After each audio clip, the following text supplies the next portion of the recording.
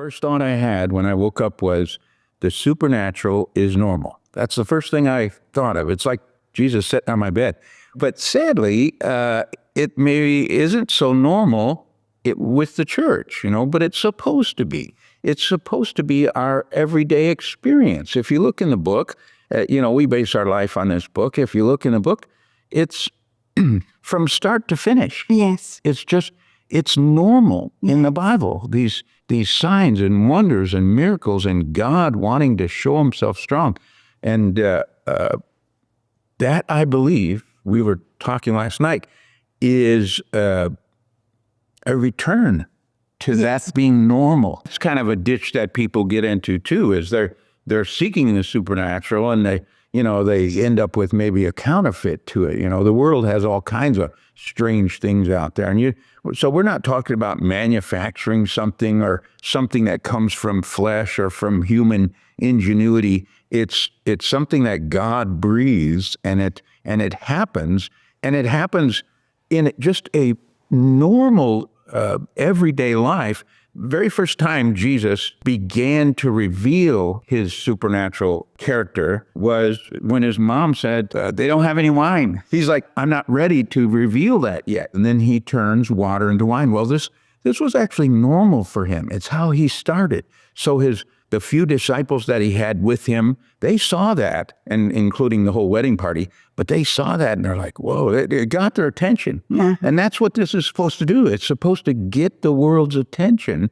That's why the supernatural is supposed to be common and everyday. So he's gathering disciples around him. He's like, launch out into the deep and for a catch, and Peter's like, Master, we've toiled all night. We've taken nothing. Nevertheless, Peter says, at your word, we'll go out. And they went out, and what happened? Their boat was completely full, that so much so that they had to get James and John's boat over there and filled that boat up too. So this is how they started.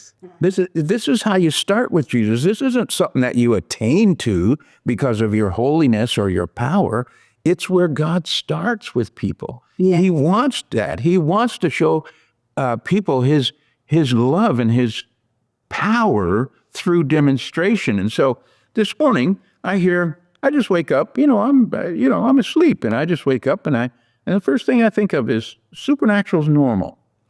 And This is supposed to be normal.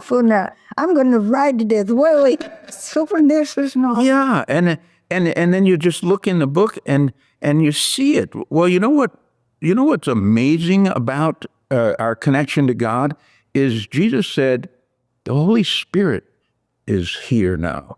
I'm sending him to you, and he's going to be in you. Do you know that every Christian is supposed to be hearing God? They're supposed to be hearing the voice of God. Now, I'm not saying you won't make a mistake or you'll think something's God and it isn't, or you hear God and think it's not God. We're humans still. But you should, on a regular basis, be hearing the voice of God.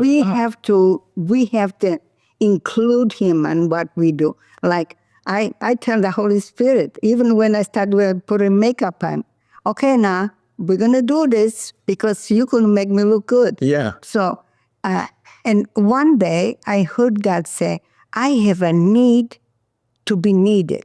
You see, the people read in the Bible and see what God did. And now we're born again, we're born of God. And they think that automatically it's going to happen. But it's not happening automatically. Well, and that's pretty much the next step to that is we're supposed to hear the voice of God. But if we're hearing all these other voices constantly all the time, I mean, our attention span's like, 10 seconds now or whatever, and we're constantly scrolling, constantly looking, listening to other voices. You can't hear the Holy Spirit like that. You'll never hear the Holy Spirit like that until you get yourself and get your mind and get your flesh even at rest. You just tell it to shut up, and I'm going to spend some time listening to the Spirit of God. Yes. And cut off all those other voices and distractions. And then guess what? Hearing the voice of God will become normal.